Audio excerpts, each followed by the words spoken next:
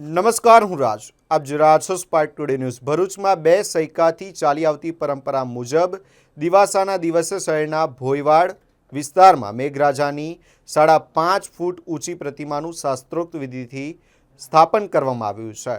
અષાઢ વદ અમાસના દિવસે સ્થાપિત કરાયેલી મેઘરાજાની આ પ્રતિમાનું છડી નોમ બાદ આવતી દસમે નર્મદા નદીના પવિત્ર જળમાં વિસર્જન કરવામાં આવશે. મેઘરાજાની આ પરંપરા છપ્પનિયા દુકાળના સમયથી ચાલી આવતી હોવાનું માનવામાં આવે છે. દુકાળના સમયમાં વરસાદ માટે ભોય સમાજના લોકોએ અષાઢ વદ 14ની રાત્રે માટીમાંથી લગભગ 5.5 ફૂટ ઊંચી મેઘરાજાની કલ્પિત પ્રતિમા બનાવી હતી અને મેઘરાજાને વરસાદ માટે પ્રાર્થના કરી હતી. લોકોની વિનવણીઓ છતાં વરસાદ ન વરસતા પ્રતિમા ખંડિત કરવાની ચીમકી આપવામાં આવી હતી. ત્યારબાદ મળસ્કે અચાનક વાતાવરણમાં પલટો આવ્યો અને ધોધમાર વરસાદ વરસ્યો હોવાની લોકવાયકા છે. ત્યારથી અષાઢ વદ 14ની રાત્રે મેઘરાજાની પ્રતિમા તૈયાર કરી દિવાસા એટલે કે અમાસના દિવસે તેની સ્થાપના કરવાની પરંપરા ચાલી આવે છે.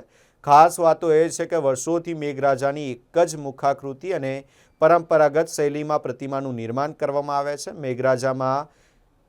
મેઘરાજાના મેળાનું પણ વિશેષ મહત્વ છે. સાતમ, આઠમ, નોમ અને દસમ એમ 4 દિવસ સુધી ચાલતા આ મેળામાં સમગ્ર ગુજરાતમાંથી મોટી સંખ્યામાં ભાવિક ભક્તો ઉમટી પડે છે. મેઘરાજાની સ્થાપના સાથે ભરૂચમાં હવે પરંપરા, આસ્થા અને લોક સંસ્કૃતિનો અનોખો સંગમ જોવા મળી રહ્યો છે. હું મયંક કુમાર રાકેશભાઈ જાદવ, શ્રી ભરૂચ સમસ્ત ભોય જ્ઞાતિ પંચ ઉત્સવ ટ્રસ્ટી.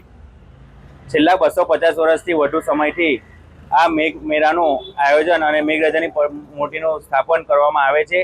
આ મેઘરાજાની મૂર્તિ અષાઢી વદ 14ની રાત્રે પ્રાણ પ્રતિષ્ઠા કરવામાં આવે છે. ત્યારબાદ અમાસના દિવસે એક જ રાતમાં આ મૂર્તિનું નિરાવરણ થાય છે અને અમાસના દિવસે સવારે આ મૂર્તિને દર્શન માટે ખુલ્લી મૂકવામાં આવે છે.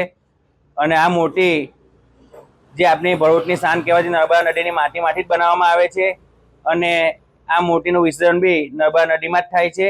અને આ મેઘોત્સવ શ્રાવણ વદ સાતમ, શ્રાવણ વદ આઠમ, શ્રાવણ વદ નોમ અને શ્રાવણ વદ દસમ એમ 4 દિવસ મેઘ મેળો ઉજવાય છે અને ઠેર ઠેરથી ભક્તો દર્શનાર્થે આવે છે.